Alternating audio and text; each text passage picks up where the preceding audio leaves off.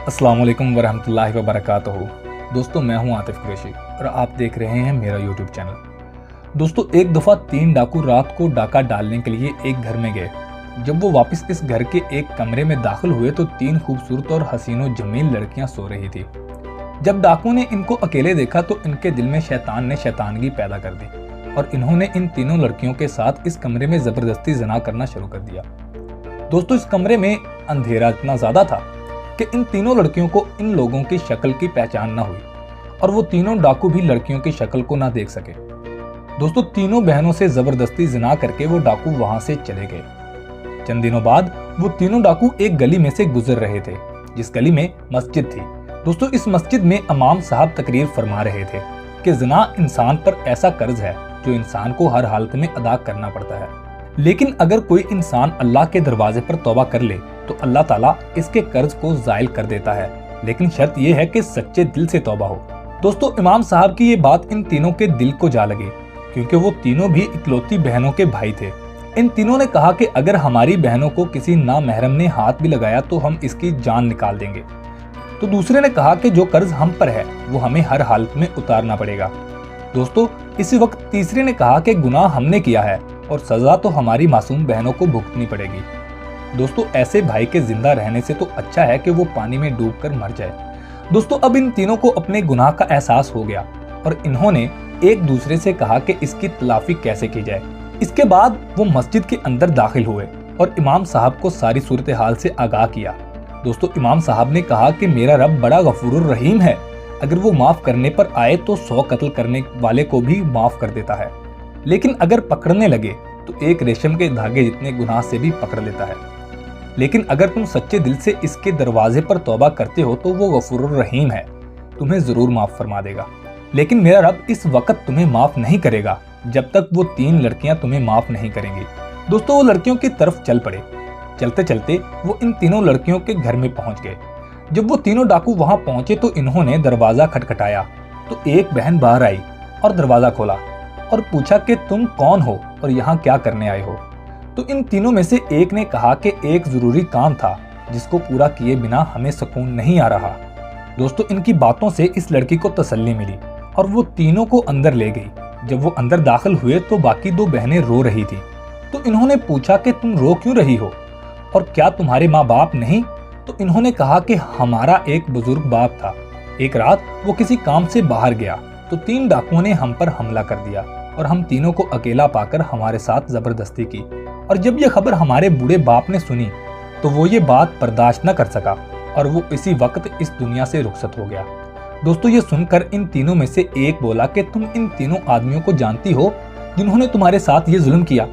तो इन तीनों ने कहा कि अंधेरे कमरे में जब इन्होंने हमसे जबरदस्ती जना किया तो हम इनकी शक्ल न पहचान सकी। अगर आज वो हमारे सामने आ जाएं और हम इनको पहचान लें तो हम इनके टुकड़े टुकड़े कर देंगे और इसके बाद हम अपने पेट में पलते हुए इनके बच्चों को भी कत्ल कर देंगे, क्योंकि जिनके नामालूम बाप का किरदार ऐसा था तो बड़े होकर वो बहुत बड़े मुजरिम बनेंगे। दोस्तों ये सुनकर इन तीनों में से एक डाकू ने कहा कि इस रात तुमसे जबरदस्ती ज़िना करने वाले हम तीनों ही थे। ये सुनकर इन तीनों बहनों के पैरों तले से जमीन निकल गई और एक बहन ने एक खंजर उठाया और एक डाकू के गर्दन पर रख दिया और कहा कि तुम्हारी वजह से हमने अपने बूढ़े बाप को खो दिया और हमारे किरदार को तुमने खाक में मिला दिया।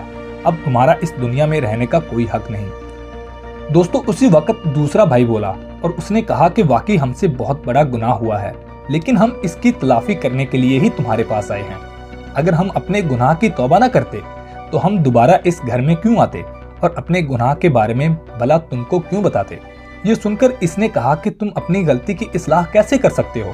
तो इन्होंने कहा कि हम तीनों तुम तीनों बहनों से शादी करेंगे और इसी तरह हम अपने बच्चे को एक बाप का नाम देंगे। फिर वो लड़कियां भी इनकी इस बात पर रजामंद हो गईं। दोस्तों अब सारी बात क्लियर होने के बाद शादी करने के लिए तैयार हो गई, लेकिन थोड़ी देर बाद इन डाकू में से एक डाकू ने कहा कि बातें तो सारी क्लियर हो गई हैं, हमने इनसे माफी भी मांग ली है और हम इनके साथ शादी करने के लिए भी तैयार हैं और ये भी हमारे साथ शादी करने के लिए तैयार है, पर लेकिन हम नहीं जानते कि हम में से किस डाकू का किस लड़की के पेट में बच्चा पल रहा है। ये बात सुनकर सब परेशान हो गए।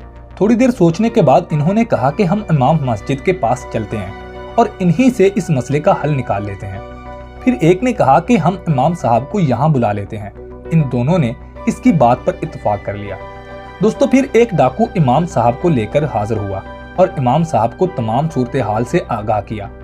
थोड़ी देर सोचने के बाद इमाम मस्जिद ने इन तीनों डाकुओं को एक लाइन में खड़ा कर दिया और फिर एक लड़की को कहा कि तुम इन तीनों के सीने से नाक लगाकर खुशबू सूंघो, क्योंकि जब तुम इन तीनों के करीब जाओगी तो तुम्हें एक अजीबोगरीब खुशबू महसूस होगी, क्योंकि हर मुसलमान चाहे जितना ही क्यों ना गुनाहगार हो और अगर इसने नबी का कलमा पढ़ लिया हो तो इसके जिस्म से एक अजीबोगरीब खुशबू निकलती है और वो खुशबू हर एक में मुख्तलिफ होती है।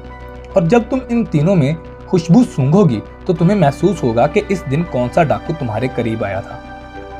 ये सुनकर वो तीनों बड़े हैरान हुए और फिर एक लड़की तीनों के करीब गई और खुशबू सूंघने के बाद कहा कि इमाम साहब मुझे पता चल गया है कि इस रात यही नौजवान मेरे करीब आया था।